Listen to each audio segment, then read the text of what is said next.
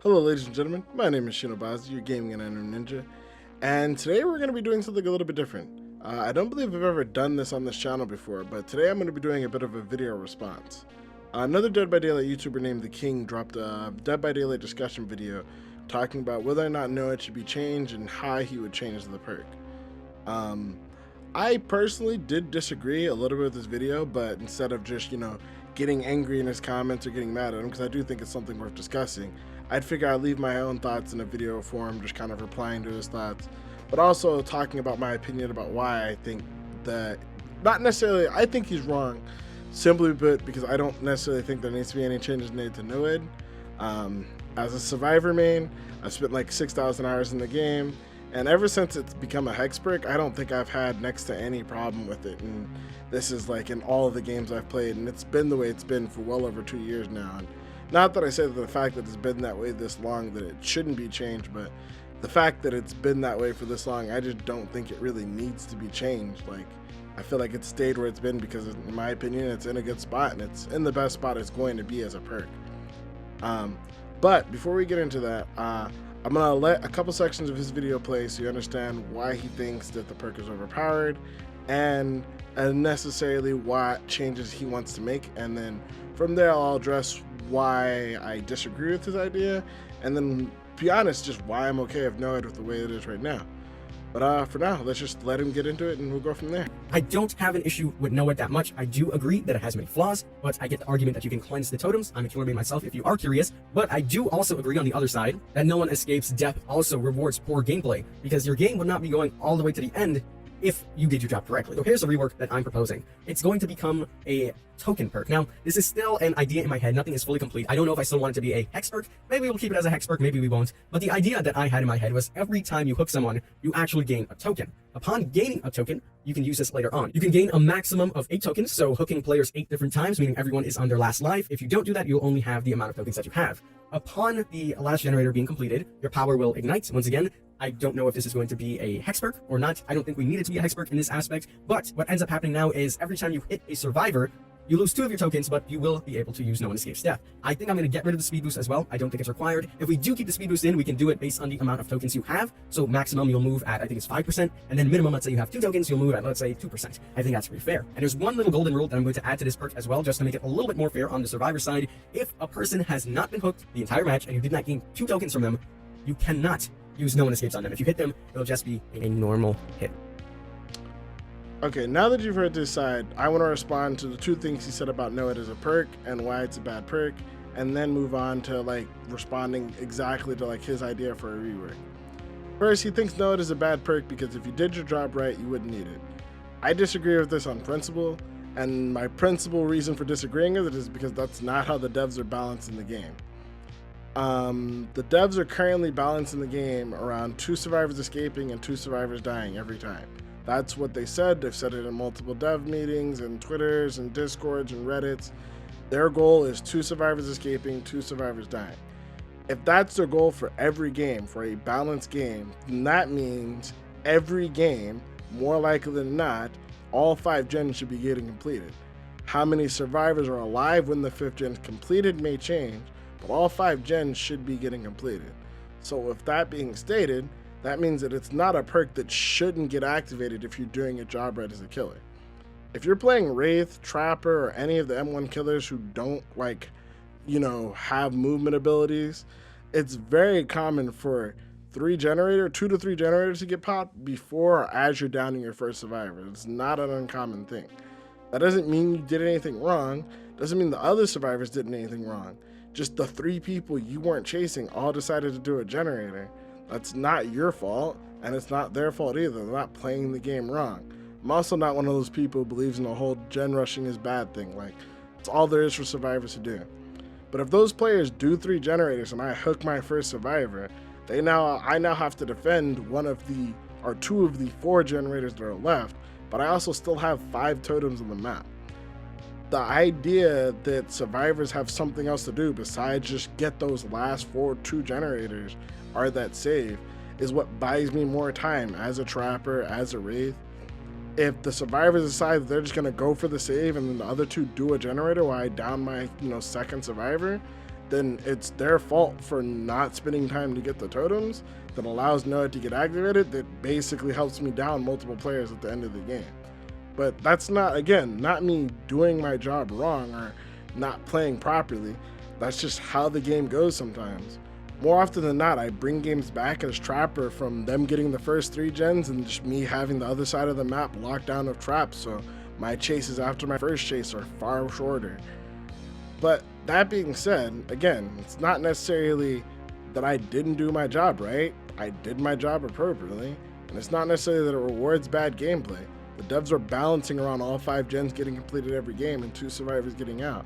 So again, having Noed doesn't necessarily mean that I did something wrong. Same with Blood Warden or same with Remember Me. I personally like Noed more because it's indiscriminate. Personally, I think Remember Me is really silly because you have to target a specific player, and if you just don't see that player, then you wasted a perk slot. And with the way current players play, where they don't open the gates until everyone's at the gate and ready to leave, I think Blood Warden's a meme, and honestly, I don't even think it's a perk worth running. Nothing against him saying that he chooses it over Noed, but I would just never choose to do that. Now coming to the parts where he says his ideas for Noed, which basically, his idea for Noed would basically just be like a modified version of Save the Best for Last. Every time you hook a player, you get a token. You get up to 8 to 12 tokens, depending on how many times you've hooked the player. And then after that, once the gates are powered, every time you hit a player, you'd use one of your Noed tokens to hit the player so it doesn't last forever. So basically you could one-shot up to, 8 people. But every time you hit someone, you would have them lose 2 tokens. I have a problem with this from the get-go, from the simple fact of you only get 1 token per hook, but then lose 2 tokens per swing. That seems super counterintuitive and no real justification for why. And on top of that, if that's how it works, then I would much rather just run Devour Hope, which I need 3 tokens to get Noed, and it works during the game, as opposed to Noed, which, only works at the end of the game. It just would make it a weaker version of No One Escape. It would basically combine it with Devour Hope and Save the Best for Last, and then make it weaker at the same time. The next thing is he would talk about removing or nerfing the speed boost over time. The speed boost, I've had multiple moments. I've had those situations where I'm almost at a pallet, or I'm almost at a gate, or I'm almost at a window, I'm always at whatever, and then he barely caught me. And don't get me wrong, in the moment that does suck. But I promise you, I never got caught because of the speed boost. Whether it be adrenaline, hope, sprint burst, dead hard, life, balance landing, there are plenty of counters to the speed boost you gain from No One Escapes death. And that speed boost, although it is an edge to the killer, is not what killed me as a survivor. There were other mistakes I made before that, and having that speed boost gone does nothing for me as a survivor, but does a lot for the killer overall and being able to get to multiple positions to defend the exits during the last 4 minutes of the game. It's not a speed boost he has all game, and it's only available during the last 4 minutes when he should be his fastest, when he should be his strongest. And again, it's never been something that has been the sole reason I died. And lastly, he had a stipulation where if a player had never been hooked, they would be unaffected by Noed. The survivor in me understands the frustration of juking a killer all game and then going down to Noed just because he got Noed at the end, and I get that that's irritating, but what this also would benefit is the survivors who just never interact with the killer. The Claudettes who never go for saves, the Nias who just urban evade in the corner, the people who basically just do nothing but hide in a corner until they know they're safe, and they work on gens until Spine Chill pops off and they run off because Spine Chill came, or they urban evade away.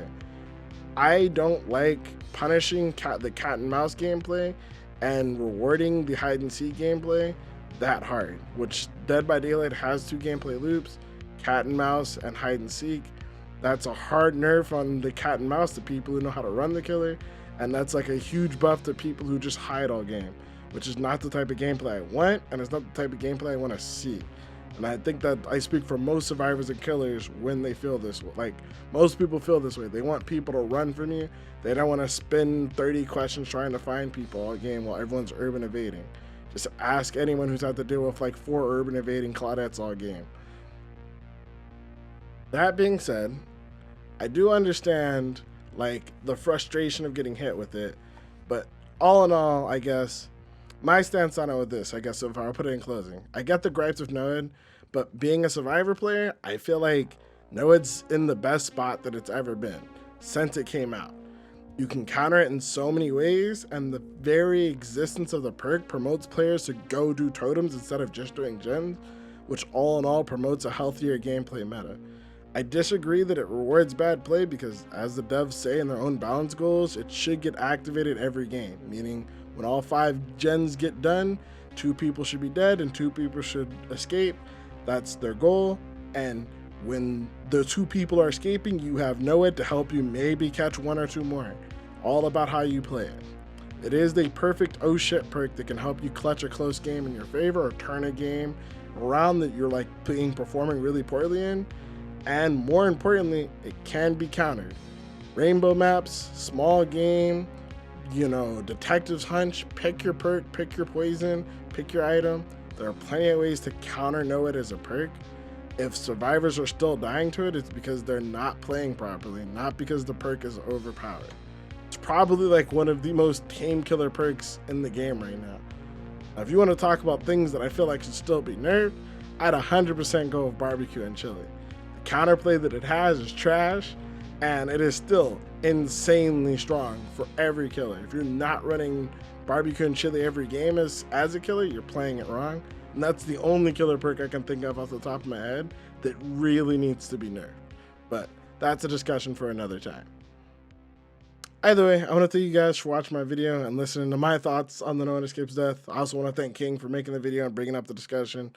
I'm always for healthy discussions on things like this, whether it be Noed, barbecue and chili, killer perks, survivor perks, or anywhere in between. I hope he doesn't get mad or think I was offensive. I try not to be too aggressive during my side in this video, but either way, I hope you guys enjoyed watching. But before we go, I guess I should ask, what do you guys think about Noed? Do you guys think it's fine where it is? Do you guys think it needs to be nerfed? Do you guys think it needs to be buffed? Where do you guys think this perk should be in, for the rest of 2019 or going on to season 4 of Dead by Daylight? I'd love to know. Let me know down in the comments down below, or hey, make a reply video of your own. But if you want to talk to me about these things live, by the way, I stream every night on Twitch, Monday through Friday. You can find a link in the description or flying across the screen right now. But until next time, my name is ShinoBazu. I'm your gaming man and ninja, and I'll catch you guys later, alright? Deuces.